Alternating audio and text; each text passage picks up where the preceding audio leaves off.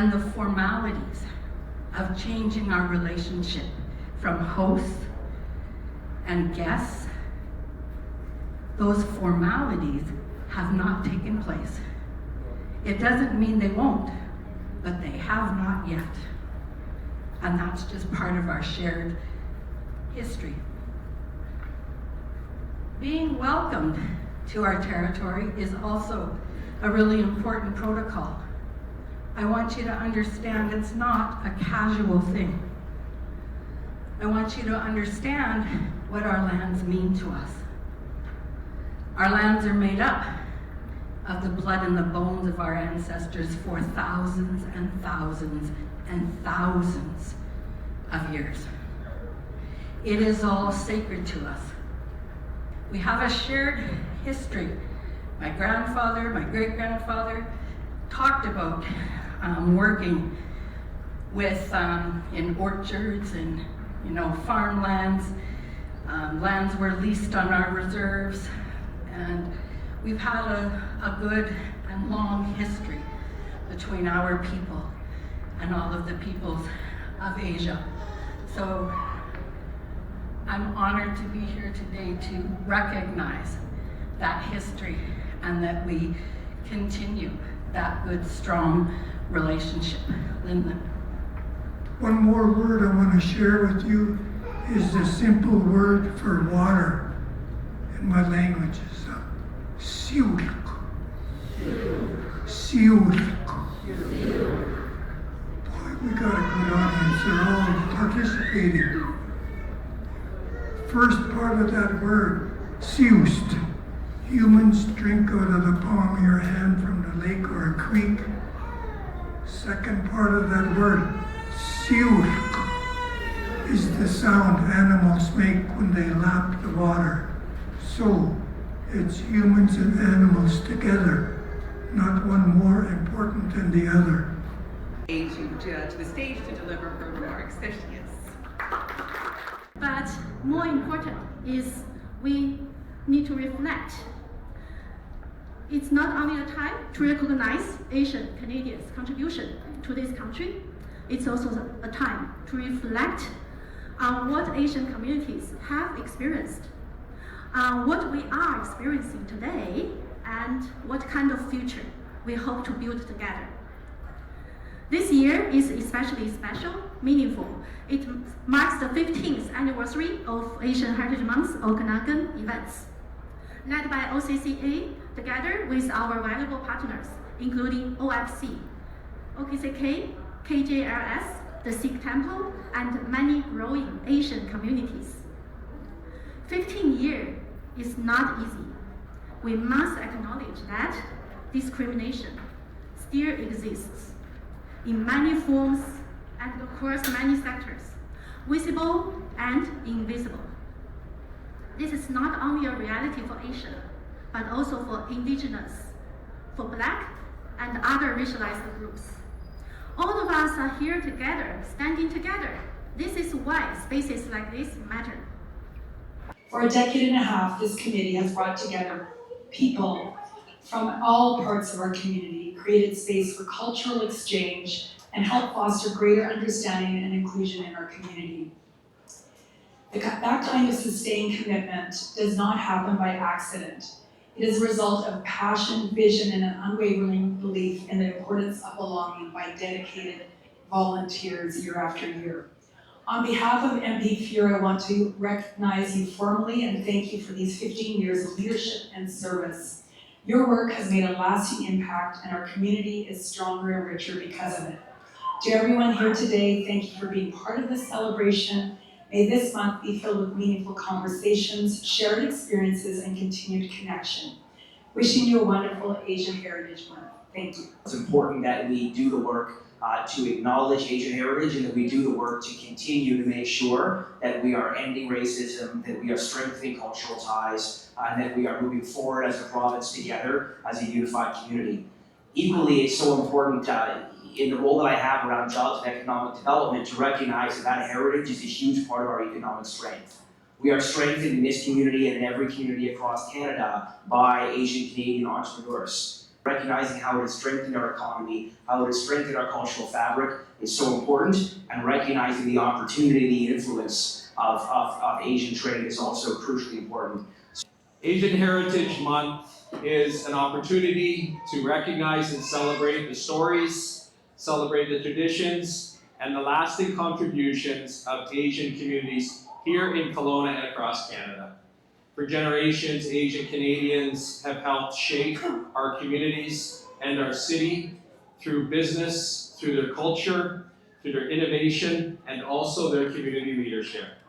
This year's theme, Heritage as a Social Capital, is a powerful reminder that the traditions, the values, and lived experiences passed down through generations are a foundation for building stronger and more connected communities. Events like this forum and the many activities planned throughout the next month share and give us the ability for learning, gives us the ability to share our dialogues, and also allows us to celebrate. Why we're here today, it is really important. So you're getting a taste of what the Asian community is about, but belonging and inclusion goes beyond what we call the 3 Ds, which is dance, dress, and dinner. You get it, right? Yes.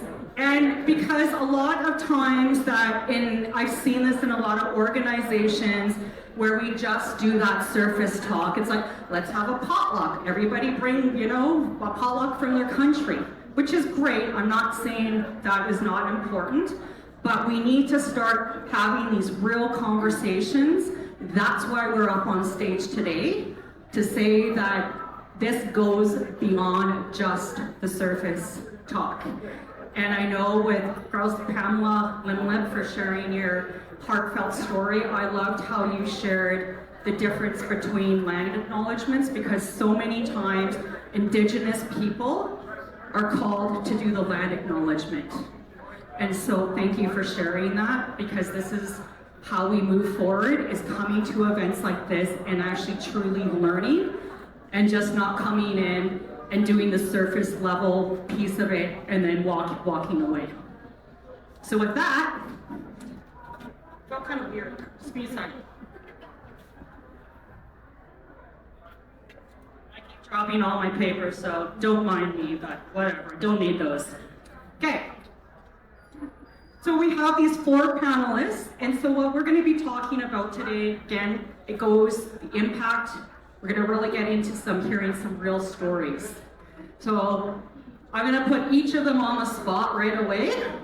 And so we're going to start with you, Dr. Eric. And when we're talking about belonging, can you share a story of when you first immigrated to Canada, and maybe a story where somebody made you feel like you belonged? Thank you so much for that, and welcome everyone for the welcome to the Asian Heritage Month.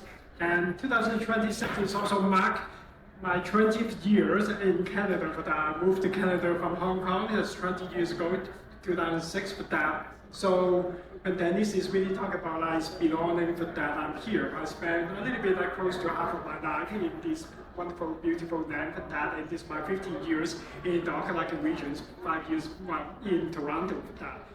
So the sense of belonging is not just talking about visibility.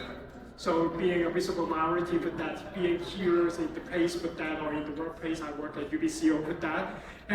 But it's also comes with a responsibility. The responsibility is built on trust. So people give me the opportunity to be a part of one of the prestigious higher education institute in the value. Is a recognition and also come with responsibility for that. When they talked about earlier today about reflecting kind of what we are doing for that, what we've been in the past for that. So as Asians, Canadians for that, and then so we keep working very hard for that. But at the same time, it's not just talking for ourselves. We are also representing our group. So our groups, the Asians or Chinese Canadians in the community for that. So when we talk about kind of like being a part of the sense belonging, one of the touching moments for that would be Kelowna Community Resources for that Peter and I serve on the board, and then during the COVID time for that I got invited to join the board. And I started as a student or the learners or the clients of KCR 15 years ago when I first come here for that, just my wife and my family for that being clients for that. It's a wonderful welcome from the Community Resources Group for that. And after 10 years for that, I got the opportunity to serve on the board because I want someone like me when they first come to Kelowna or the Okanagan regions for that, they will sense and feel the same welcome here for that. I think that's the touching moment is moving from the clients because now I'm actually being part of the board and welcoming people and other newcomers to the Okanagan region. And that's me, thank you. Thank you. T, and I hope you're okay with sharing this story. I know you shared it at one of the other conferences that you attended, that I did, I think on the Equity, Diversity, and Inclusion one. And we were talking about how you had to change your name. Are you okay with sharing that story? Thanks, Denise. Echoing Eric, it's so amazing to share this space with everyone today. I'll introduce a little bit of myself. I'm T, I go by pronouns she, her, and I'm a second generation Vietnamese Canadian. So I am the child of two Vietnamese refugees. They had refuged to Canada in the mid and late 70s out of fear of persecution and from the Vietnam War. And so they came to Canada with a mindset of a better future, not just for themselves, but for the future of their lineage and for their legacy. I guess enter me and my brother. My partner is of Chinese and Dutch descent, and he is a newcomer to Canada as well. And yeah, to answer Denise's question, I was not expecting this, but it's a really good rooted way for all of us to really have this other perspective of another's experience. And in this case, on the opening to reflect on Asian Heritage Month, the story that Denise is referring to is that as a second generation, I was one of the only people of color in the room, in my school, in my classroom, and even my parents weren't even sure how to navigate this. They said, you know, we came when we were 15, like this is the way of living. How to succeed is we have to listen, we have to, you know, blend in, and we don't really raise these questions. And I know a lot of you in the room don't know me, but I am a very outspoken person, and I think I was like this when I was a child.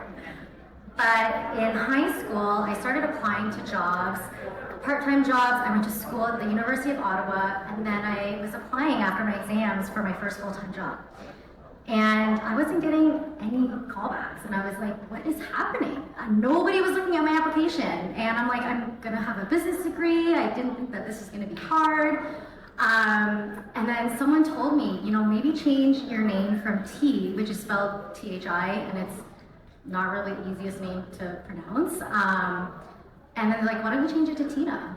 And so I did. And I'm not joking, the amount of responses I got was like shocking. So back then I didn't really blink an eye. I was just like, yes, got my first full-time job. But then now I'm like 15 years later, I reflect on that and I'm like, that wasn't really okay. And I question a lot about what's changing. How are people reflecting on this? What are people doing in their own workspaces and their own rooms to really address a lot of this inequality? So yeah, that was the experience. Thank you. Christine. So I know that you have, if you want to share a little bit about yourself as well, I know that you immigrated to Canada and you were chatting with me the other day a little bit around some of those, I guess, perceptions, you know, that you had when you were in the country, and without giving away the story, it was the short story, wearing shorts. Want to share that? I'm very happy to be here. I'm Christine. I am the Executive Director for Mindstar Society, and we focus on cultural development and entrepreneurship in the Afro-Caribbean community. The conversation that Denise is referring to is oftentimes when people move to Canada, the story is I moved to Canada for better opportunities for myself and better opportunities for my children. And oftentimes when people ask me, why did you move to Canada? And I'll say, well, purely selfish reasons. It wasn't for better opportunities. We had a good life. We had great jobs. But I think oftentimes when you think about the Caribbean and you think about Jamaica, you hear everything is airy, everything is chill, and it seems like everybody's so relaxed and having fun. But actually, in Jamaica, there are several communities within the society. And so, unlike in Canada, you have racism, what we have is classism and colorism. And so, I was sharing with Denise, the first time I wore leggings or shorts was when I moved to Canada. Because you are being held to such high standards, and how dare you go on the road in shorts, and you are the manager, you're the director for this business. Your children have to look a certain way. You know people's wealth based on the vehicles they drive, based on how they dress, based on the jobs they do. And I wanted different for me. I wanted that freedom. I wanted to be able to walk into a room and I was received and welcomed and accepted because of who I am and not what I had or what I could give to someone else. So that is my short story as to why Canada for me. Thank you. So Peter, I know when, yeah, you know, it's, when I mentioned your name, I just had the honor of just meeting you a few days ago. And whenever I mentioned your name to other people, they light up. They say, Peter, he is so great. He's so supportive of the community and truly has these inclusive, you know, policies. So what do you think has driven you to be, I guess, an ally and support such a diverse workplace?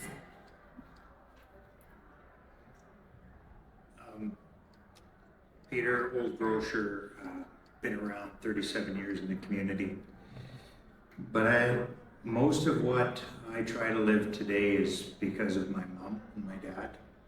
Grew up in Surrey, didn't have much, but we always had enough to share with. Didn't matter who it was that came to our door. So when I came to Kelowna, I had the opportunity 25 years ago of meeting my wife and her sister, who just happened to work at KCR. And I had the honor of just being the camera guy when we made a presentation of this beautiful little girl from China that had been adopted. And I knew that moment that there's more that I could be doing. And fast forward 13 years, and a little 14-year-old girl came to my store and worked for me for 3 years before she went off to get her degree in Toronto. So it's moments like that that fill my heart, and that actually makes me want to do more than I still think, even though in 49 days I'll be retiring from the business, there's so many more things that I want to do for the community, including OCCA. I just met Faye fairly recent, amazing young lady that was instrumental in me coming today. We have so much to give, and I'm so blessed.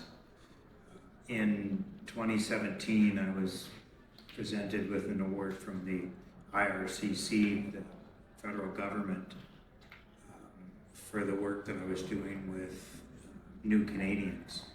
And being on KCR, I had the opportunity to meet a lot. And what I chose to do was I wanted to be the first Canadian resume that person had that came to the store, so that when they go out into the field, because there's so many are so smart and highly educated, but they needed that Canadian resume to break down the barriers that I know that there has been. And I like to think that we've been fairly successful at what we tried to do. We have people that have gone on to be executive directors, persons that have gone on to, I have a young lady that works for me from Jamaica, and she's kept me out of jail 3 times because I've had 2 audits federally and 1 audit company-wide. So, you know, it's moments and gifts like that. I have another young lady from Brazil that is a executive vice president of a brokerage firm now that ships all across Canada. These are moments that fill my bucket and truly make me want to do more. Yeah.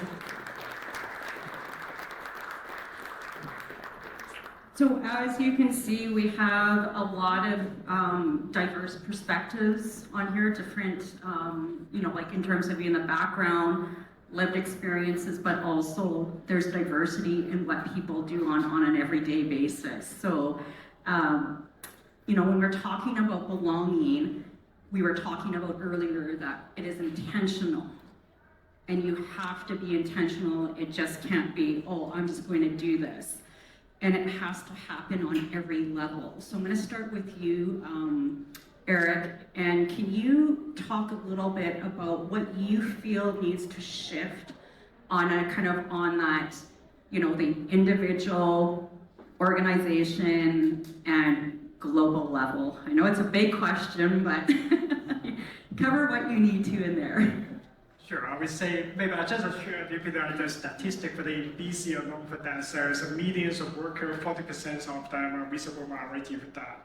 So there's very interesting numbers to really think about for that. So we are not a small group. We actually contribute a lot to the economy for that. And we want to refer back to MRA, Kevin Dury's really talk about like the restaurants or the, not just like the ethnic components, but that many of the visible minorities or workers actually are being part of the large organizations with that. So we're already part of the society, but going back to the individual level for that. So we shouldn't thinking about like we're setting up the boundaries or we're visible minority for that. We are all in the society for that, contribute the same. And then so we bring values. Is thinking about like, well, I'm teaching management at the faculty management at UBC Okanagan for that. So one of the part we really talk about is embrace diversity.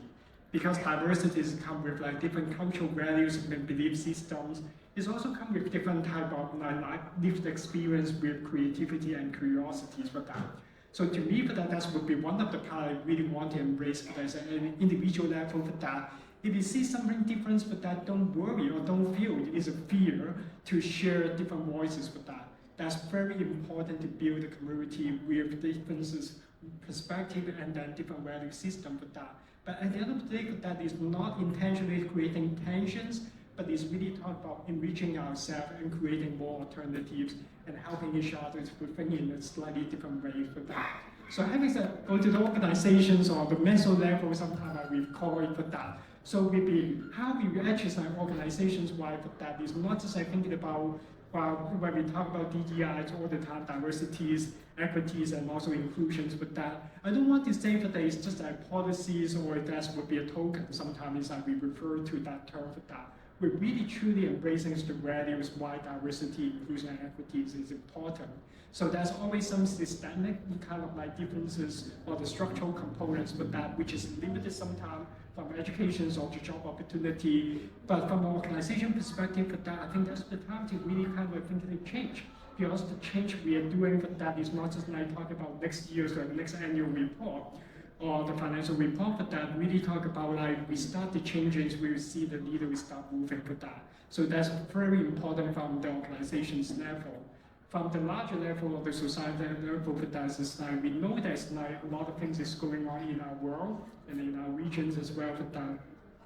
To me for that, yes, I'm not sure how many of you actually like worry about reading news or watching news these days for that. It seems like so negative for that, but I always thinking about there's the opportunity we think about change.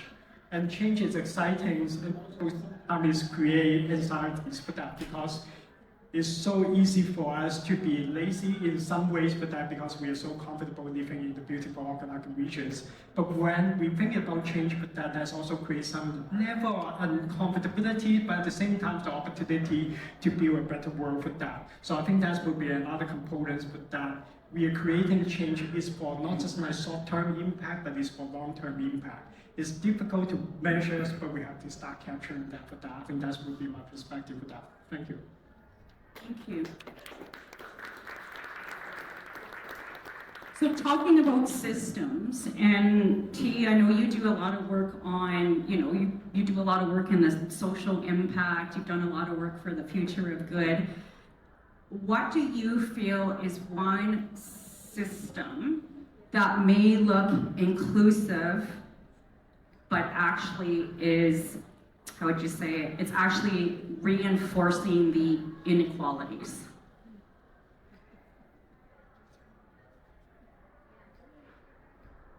You?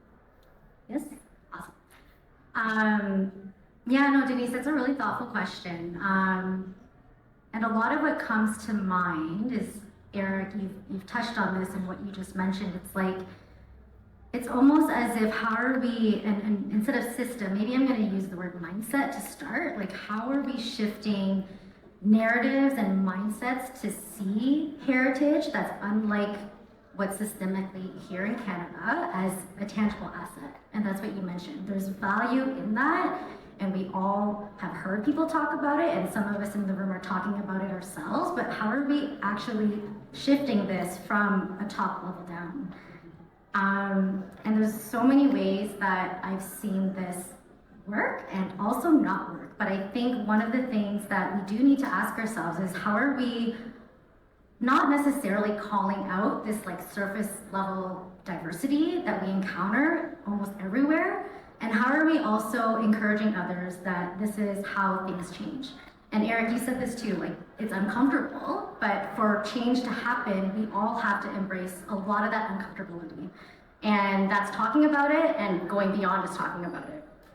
And so we see it in boards and leadership, and when Denise mentioned future of good, it is the future of good, but there's also an independent news and media organization called Future of Good. And this is a lot of the stuff that they also talk about. And one of the things that they've talked about was board diversity. And this is leadership in the nonprofit sector, in social enterprises, and how are we going beyond representation? And what you also mentioned was tokenism, which is being in the room and having heritage and people of color in the room to agency, which is changing the room, changing the rules. And further to that, how are we asking ourselves that we're allowing that agency to happen? Are we doing it beyond checklists? Are we actually giving folks to be in the room and also giving them that opportunity to change the way things are happening, and also kind of questioning the way you've done things for years, for decades, or how your organization has done it, how your families have done it. And so these are just some of the things I think about when it comes to changing narratives, changing systems. People have changed systems before, they can do it again, and how we can transform for that good. And as Eric mentioned, and the rest of my panelists and friends have mentioned, that there is a value in all of this. And so this is what we reflect on during this month, and hopefully beyond. I like how everyone's clapping, thank you. And I just want to touch on too, when you're talking about tokenism, I'm going to use this room as an example. So some people I know had other things to attend, but inclusive and learning about and actually being intentional, because I'm trying to word this, I'm just going to be blunt. It's really about the people who are in this room today to learn that is going beyond tokenism. So those people that are actually here to learn, that's great. It goes beyond what I talked about earlier, be just showing up, getting your picture, and leaving. And that's where the change has to happen. And inclusivity is really about having everybody in the room. And I would like to do a shout out to Faye and also to Kevin, because they were so intentional about who they invited into this space. So thank you, and this is exactly what it looks like when you are being intentional and going beyond the thing about tokenism and saying, you know what, I just want you to be up on the panel, but you know, but play it safe, right? And I know we were told to get into the conversation, so I just wanted to point that out, and thank you.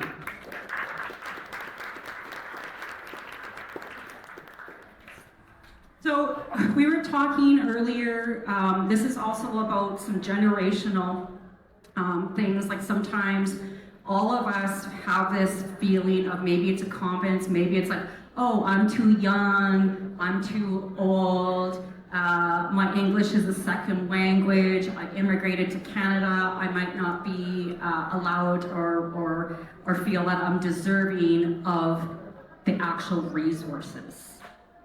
And all of us matter. Every single one of us in this room matters, and we all deserve to be in this space, and we deserve to take up space.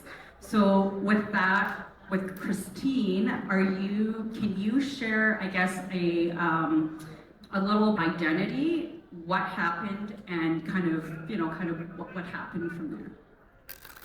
I don't know that I have a story that I want to share, but I will answer that question in this way. Take up space. Yes. Be loud. You matter. In my immigration practice, one of the first things that I will say to a new client, especially somebody just coming into Canada, Canada is not for one group of people. It definitely isn't. The first two objectives of the Immigration Act speak to the enrichment, the development, and the necessity of multiculturalism and diversity. And oftentimes as new immigrants, people who just moved to Canada, you are made to feel like the other. You are not given the same opportunities as the next person. And it is not fair, and it's not right. And it's difficult to find a voice to advocate for yourselves sometimes.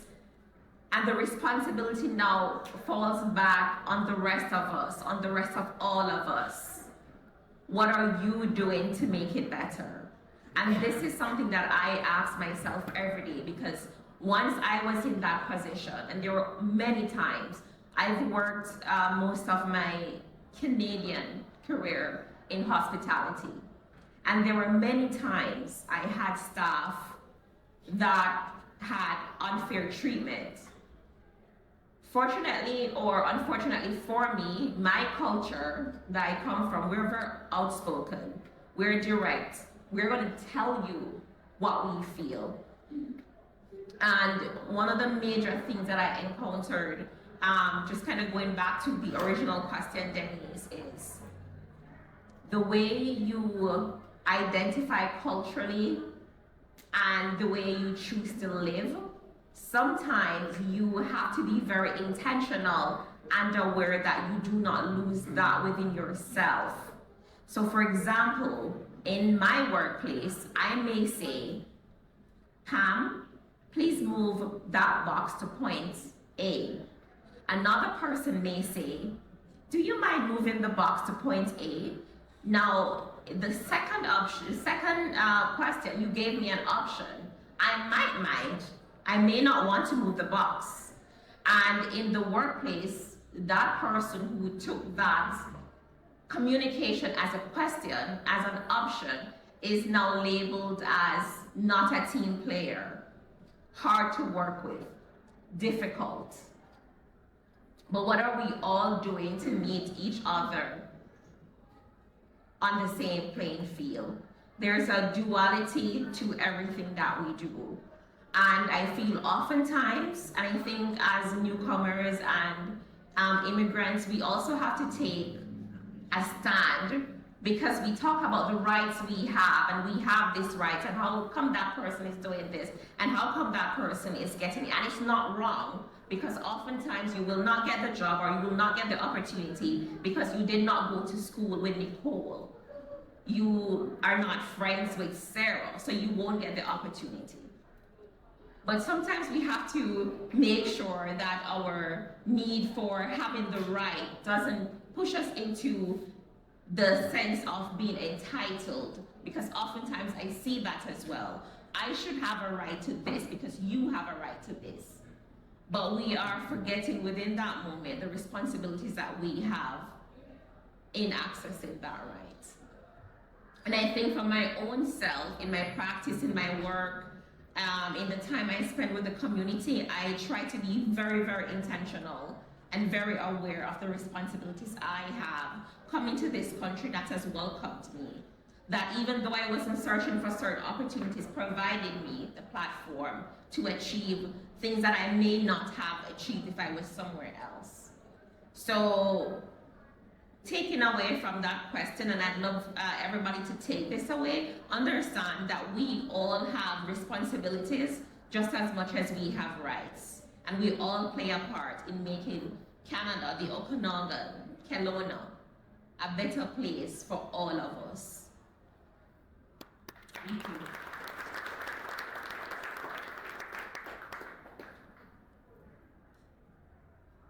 So Peter, when we're talking about, I guess, again, you know, from your business perspective, and you truly are an ally and an advocate, I guess my question for you is, what have you learned about creating environments where people feel confident and truly showing up? Back in 89, 90, we opened a pharmacy inside my store. And it was the first all Chinese pharmacists and assistants. And there was some pushback.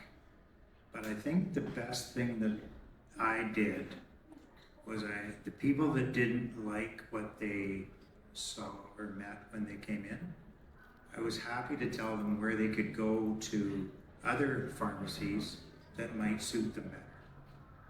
And by starting that so many years ago, it made it not easy, but it set a guideline for myself where if people are not respectful of who is working in my store, then I really don't want them as a customer.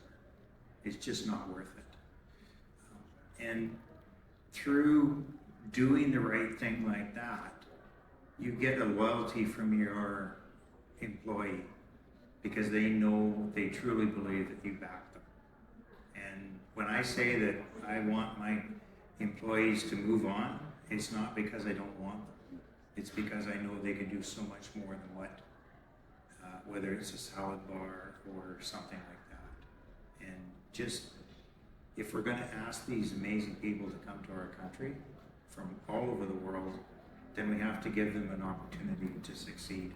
And that if it means that I have to stand up and say, I got your back, then that's what we need to do. But we need more people to do the same thing.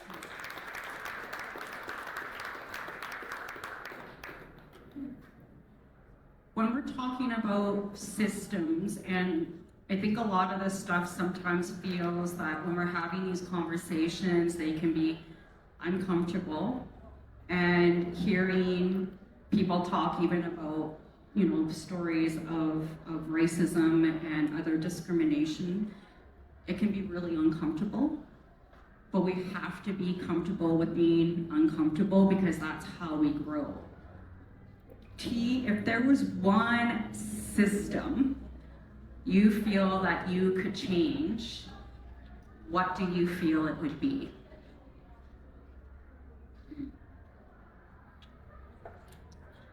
I try to pull different nuggets that everyone has shared, because it's making me kind of think about,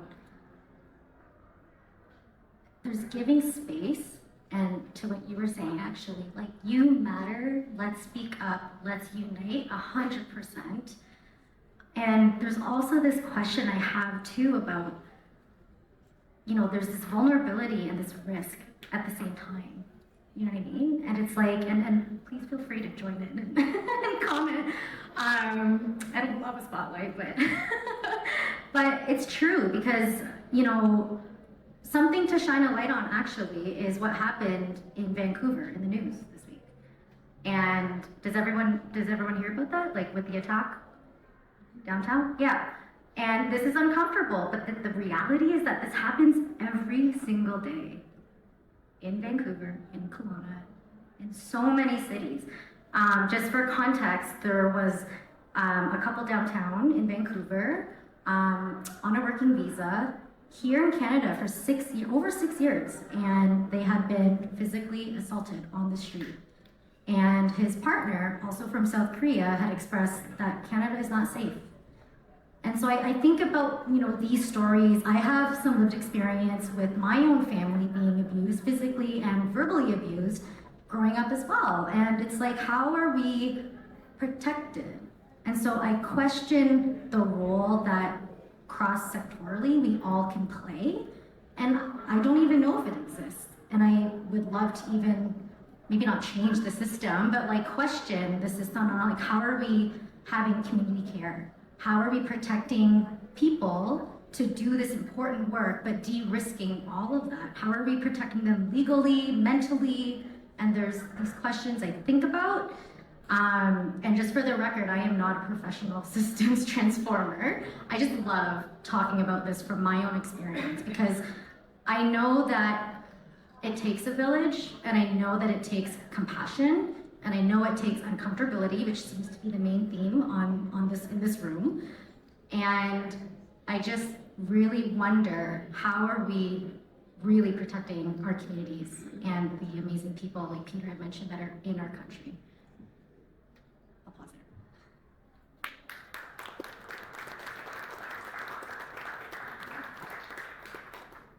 It really answered a question.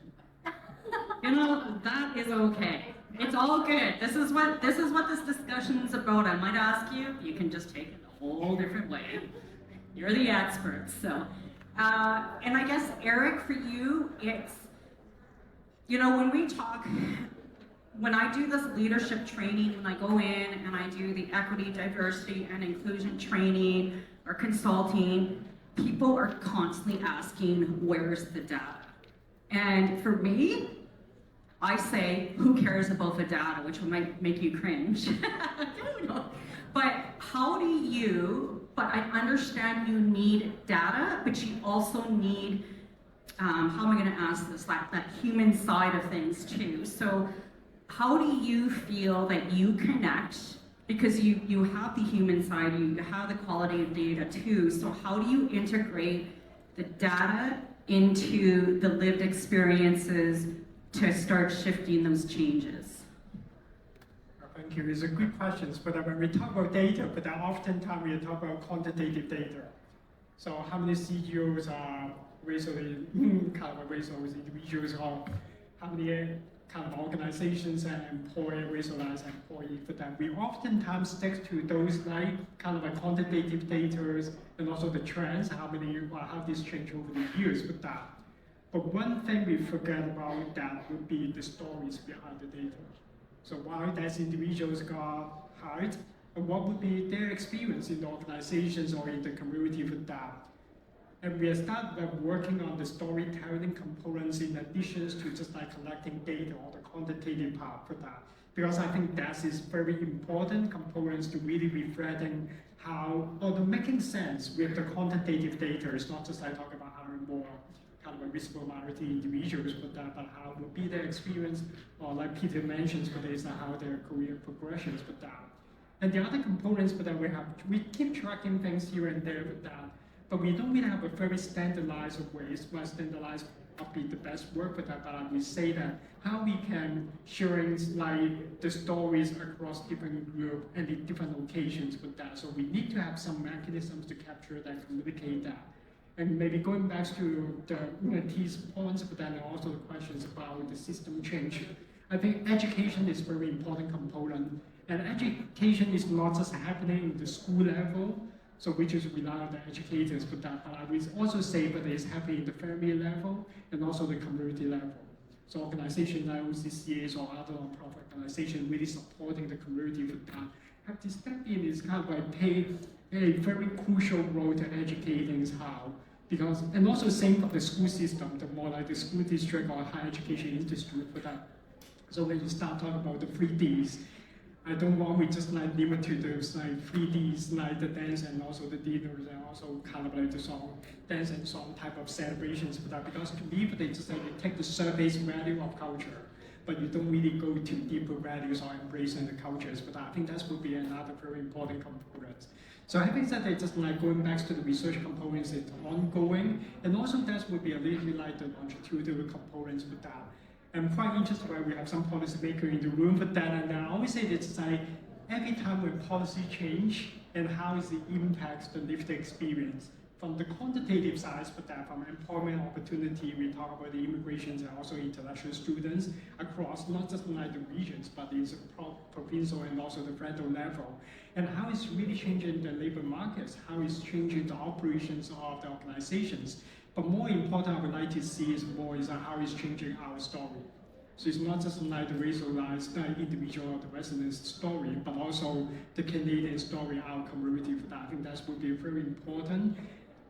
Do we have a way or solutions to do that? But that is really relies on a group of researchers, not just me by myself here. But it's really talk about we need to pay attention to capture those stories and communicate and share it and translate that into something that we can inform policy in the futures or inform like organization decision making in the future. For that, that would be very important components for that. We need to demonstrate the impact short term and long term, and that's my take on.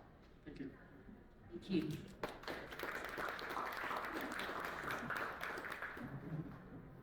So Christine, if you could change one thing too in terms of, maybe on the, and reflect on either systems level or kind of that individual level or the global level, what do you feel you would start with? And this might be an unpopular take. Do it. I think we have existing very great systems. I think a lot of the processes, we have all the SOPs, we have all the right things written down, we have all the right things studied. I will even say we possibly have the right people in place. What I believe is lacking is the willpower to actually do. So we talk and we sit on boards and we make decisions, but we're not doing. We're really actually not doing. So oftentimes you go to these meetings and you have these very high level conversations and we talk so eloquently and everything is beautiful and we have the plans and we're going to do this and we're going to do. It's very performative.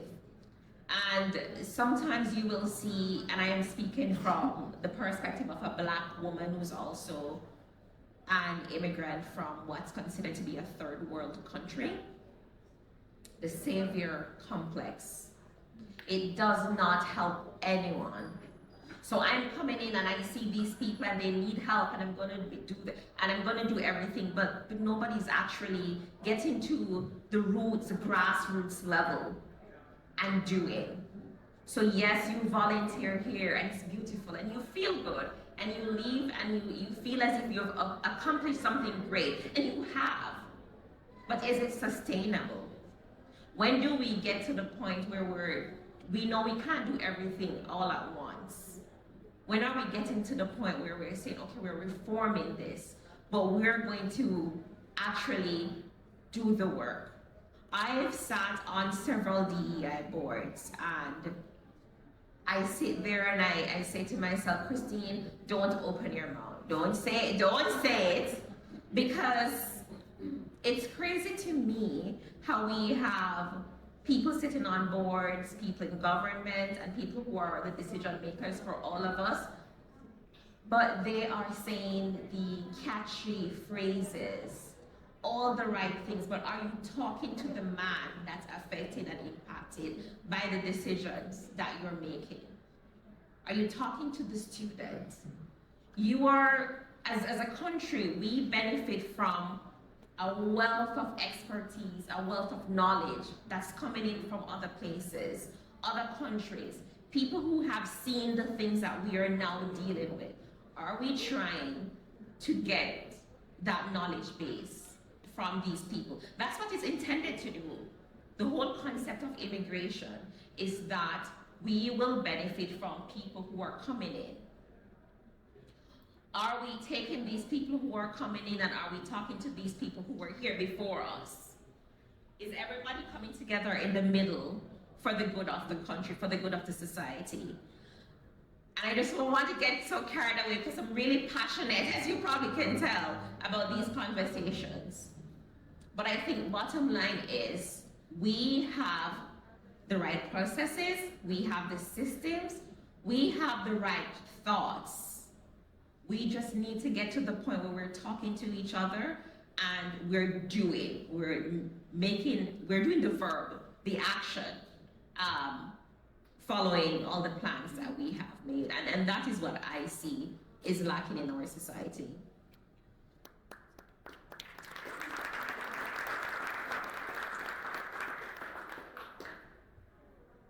You're absolutely right. We all talk a great game. But you need to do more things like maybe write a letter to the Prime Minister or to the provincial government, or there might even be one person here that I sent one earlier this week. She may know who it is. But she's smiling, so I'm okay. But you have to commit. You have to make a conscious decision to change something, or at the very minimum, to try. I have a young man that, and because I'm so old, everybody's young, that has worked for me for 6 years, 4 years as a manager. Unfortunately, the LMIA we have for him is running out, so we're trying to place him somewhere else in Canada. But 4 years he was a center store manager for me, paying his taxes, paying his dues, paying the pension, paying everything that goes along with it, a contributing person. And we're 3 months away from losing him. So but we're not going to stop trying, because you have to. And if you know of somebody that is being asked to leave the country, fight for them. Become their advocate, because you can make a difference. I don't know if anybody knows the Italian meat master. He has incredible Italian sausage that he makes. And MP Fuhrer, when he was in the first time, was able to help us turn him and his family into PR. And it's just been an amazing event. And I know that they bring so much effort, like you have, or like Doctor. They bring so much to our community, to our country. And we are foolish if we don't fight to keep them. I have what I affectionately call the United Nations that works in one department of my store. It's the salad bar, because in the salad bar you don't need to speak English. So we have people from all over the world that will come from KCR or from friends or somebody's relative that comes that has worked for me before, and we start them there, because then they can practice English together. They can become friends with people from maybe aren't that friendly in the real world, but they become friends and they associate outside of the store, and they all learn English together. I speak 43 languages now, only because of Google.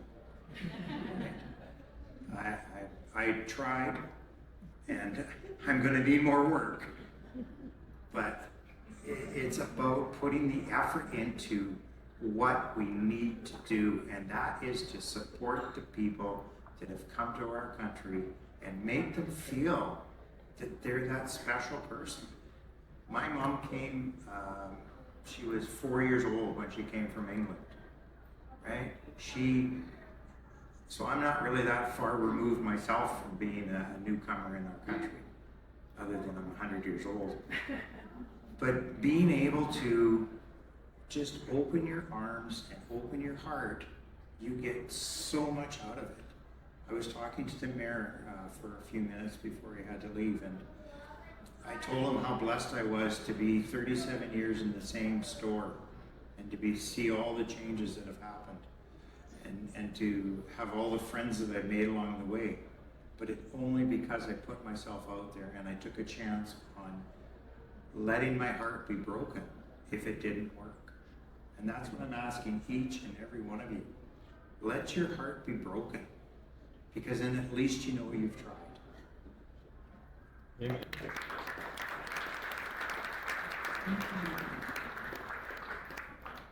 Now, when we're talking about systems, you heard from the 4 panelists here, and it's just going beyond checking the box. It's about creating those intentional actions that you heard each of these 4 panelists speak about.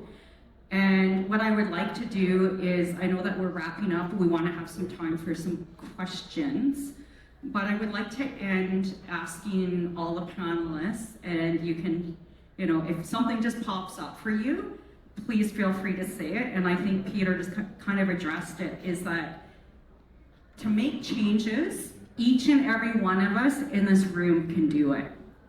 And we don't have to have these big grandiose, you do need the system changes. However, as individuals, we can also make that changes. So it's either for ourselves or it's actually to support somebody else.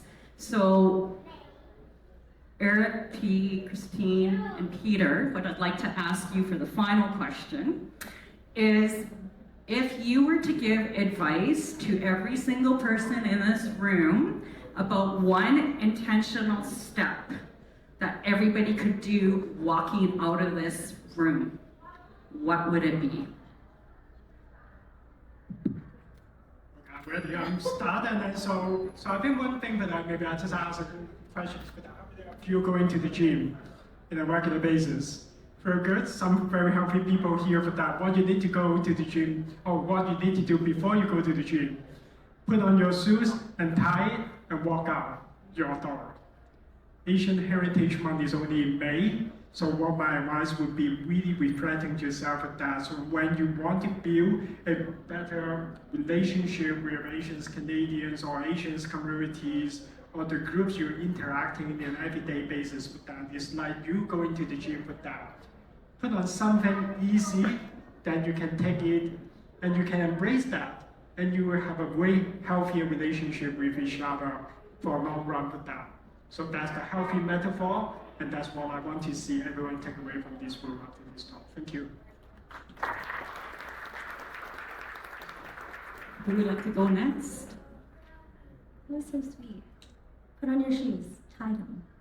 And it seems simple, right? But I feel like a lot of the work I've seen people do, it's so intimidating to make that step. So I think one of us said it before, it really does take a village. And I think it's 2 things I want to say is, for those who felt like their voices can never be heard, and you mentioned this, I'm really gonna echo it. You freaking matter. And I think it's really hard to believe, but when these voices are underrepresented in Canada, Canada then designs a blind system. And it's not rocket science, If you feel alone, there are so many people in these spaces that are going through what you're going through.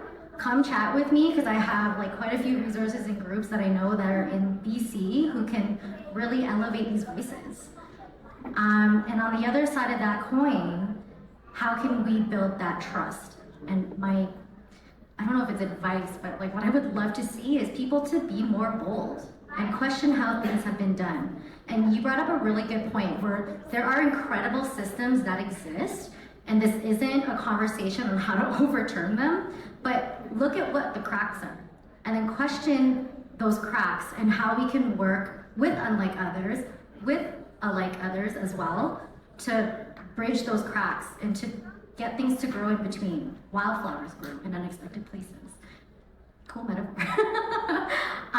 You know, Peter, you brought this up too. You built trust. You had people's backs. And that's like one really easy step. People probably asked you a lot of questions, but be okay with that uncomfortability, because chances are so many people around you are probably wanting to make this first step and they just need an example. And so maybe you can be that example.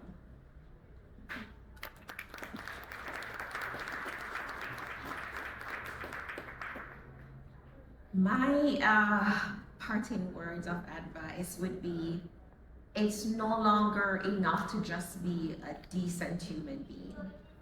You have to go beyond that. Your culture is currency. Culture is capital. And we all need each other. In my culture, we say no man is an island and no man stands alone. And once we learn to recognize that we need each other, then we're just going to be better and bigger and greater. And that is what I'd like for people to take away from me today.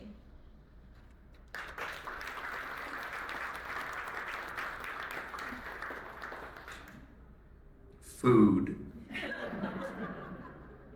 Not just because I'm a grocer, but some of my best moments of being out on the floor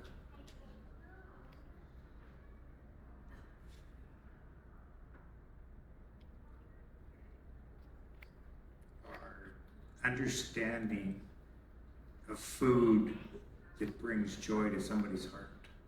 We had a very small section 11 years ago when I started as independent. And some of my most favorite moments is when my employees would come to me and ask if they could get something from their home country. It started with 10 items from Brazil. She was terribly, terribly homesick and thought that if she could have some food from her home that maybe it would make a difference.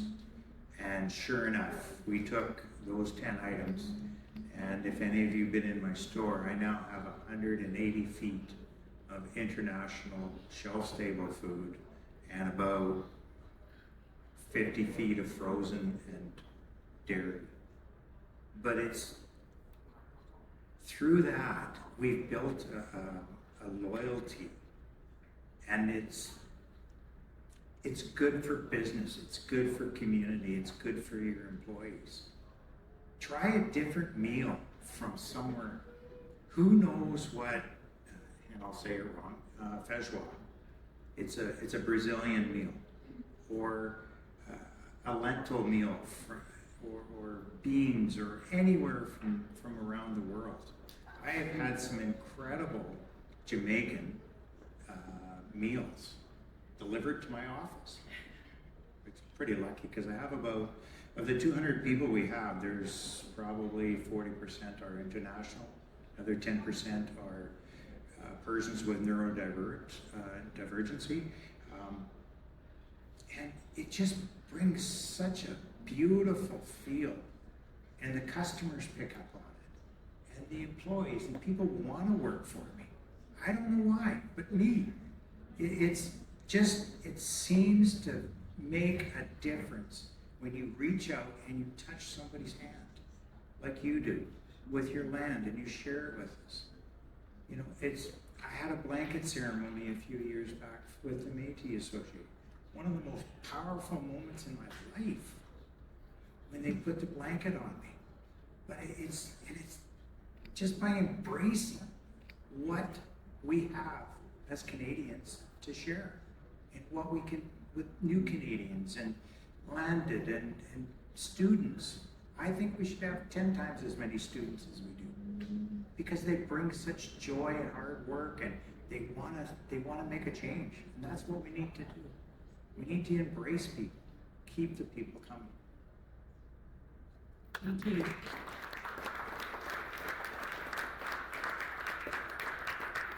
Wow, that was some pretty powerful last, kind of final question there. So as you heard, the for the panelists here, tie up the shoes, really take up your space.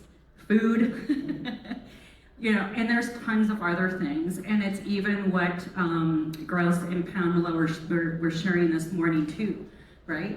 Is go beyond, if you are going to do a land acknowledgement, make sure you know the land you're on, and never ever ask an Indigenous person to do the land acknowledgement.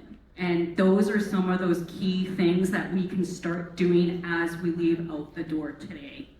But what we want to do is just pause there. I'm not sure if any of you have any questions for our 4 panelists here. Please feel free. I don't know how much time we have, but maybe we can take, depending on what the response is, we'll start with 1, 2 questions. Okay. I've got a microphone here. Do you have a question? Oh, no. Oh, I'm back here. I'm going.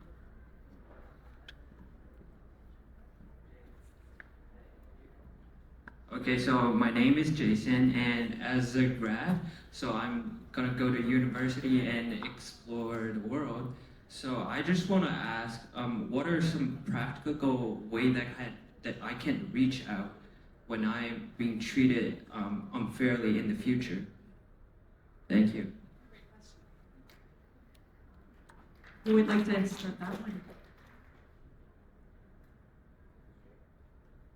The first thing you got to do is make sure that you're aware of your surroundings, and there is associations like this all over the world.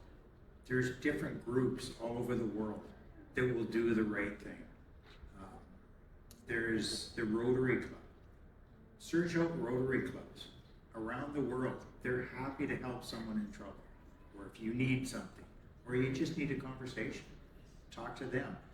There's all kinds of faith-based around the world that will help you. Right? I think what you have to do is just ask the question. Do some research. Everybody's got a computer or a phone. Find out a place of support.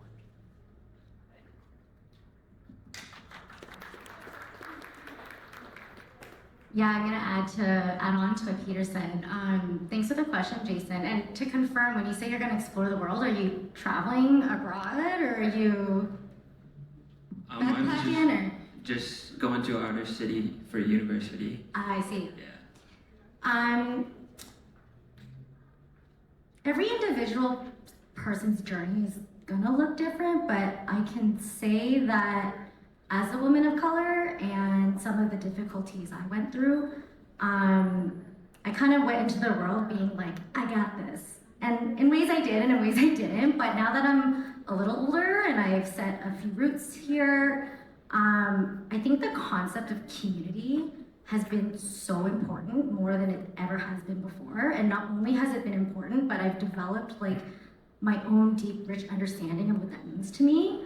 And I would put that on you to be like, what's the community I can build wherever you go that understands who I am, that has my back, maybe has the same lived experiences as me. And I feel like that support and that place to lean on beyond the resources that Peter has said is so crucial. So I would say for you and anyone, like the aspect and the concept of community is so important.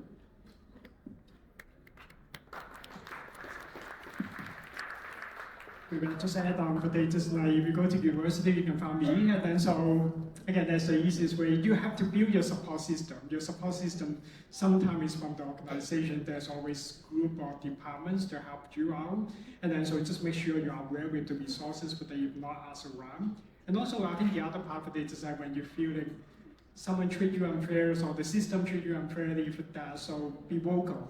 I think it's extremely important, but don't just hide in your bedroom and cry overnight, but that will call your mom. And then so it's important to have the support system, which is sometimes you can ask the seniors people they might come across. And often now I have to say that when you're feeling someone treat you unfairly for that, you're not alone. So you're not the only one in the world have that experience, but that when you start talking to some of your peers, you suddenly realize that, and some of you might present some resources or some solutions for you to deal with that. So I think to me for that, don't hide and be vocal and also seeking out help in formal way and also informal way in building the support system is very important for that. Happy to chat. Thank you. Yep.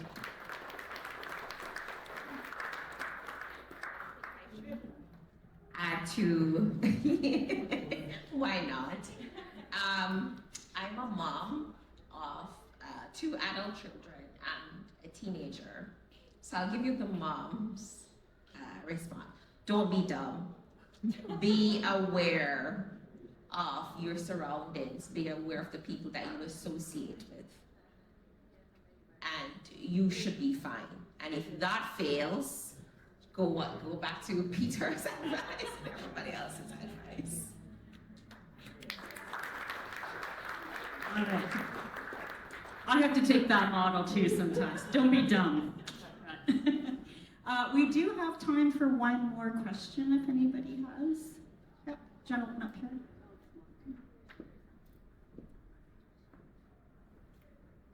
Thank you so much. So I am George. I'm the president of the Okanagan Filipino Canadian Society. So we have our group here. And for some people here, they are aware of my journey coming to Canada. So I live in different countries. Born and raised in the Philippines, my family moved to the US.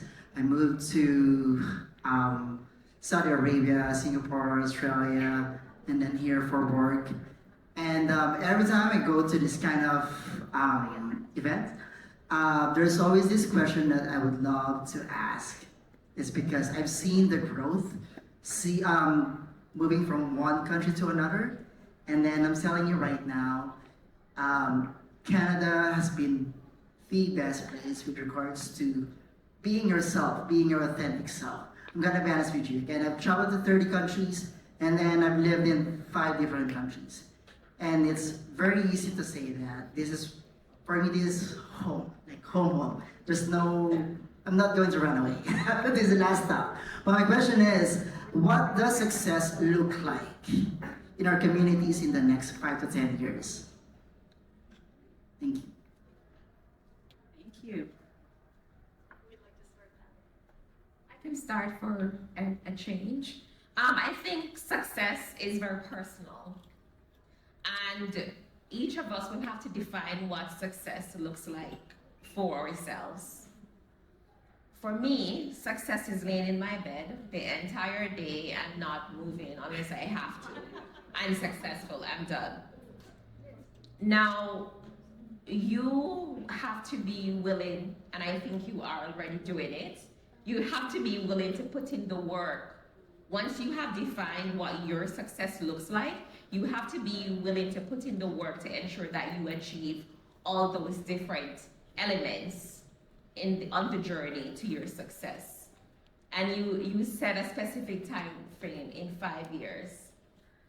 In my work in the community, I see when I first moved to Kelowna in 2015.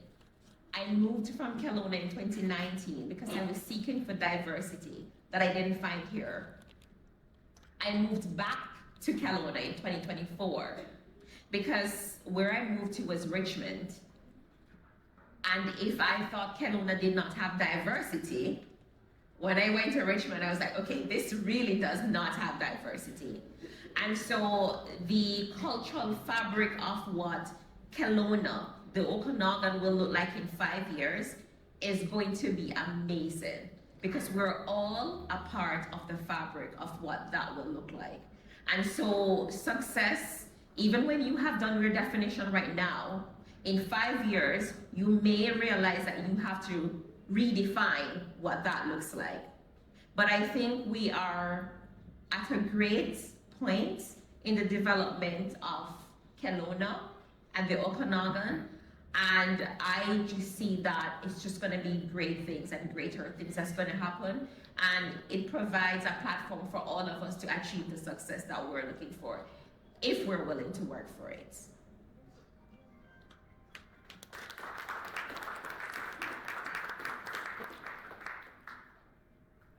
I'm gonna keep this one really short and sweet.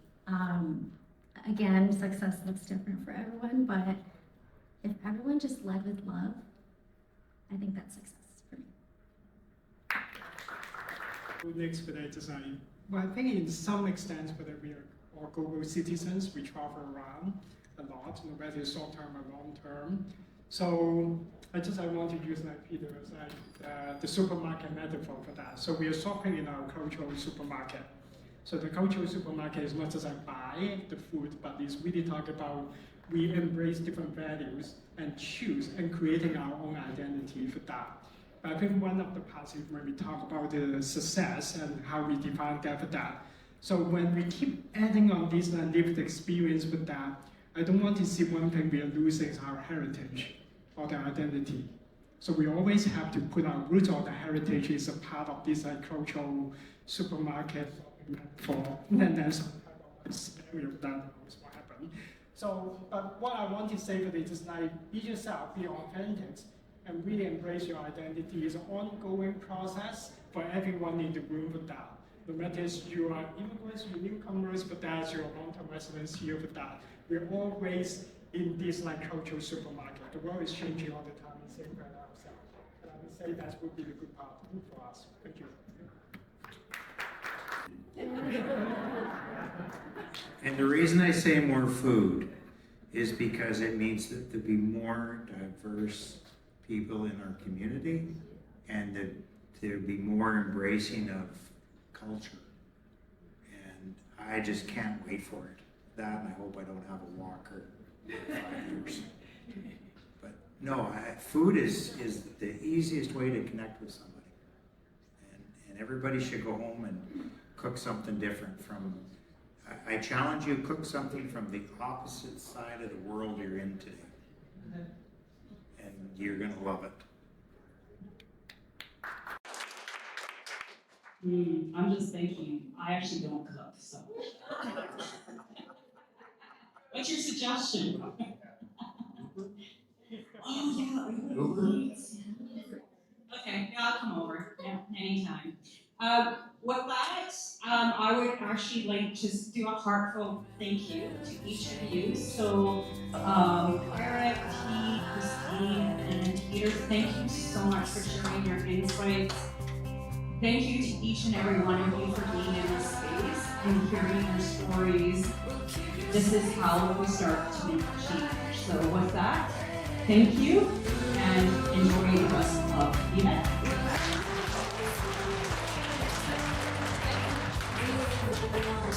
Darkest days, you know that I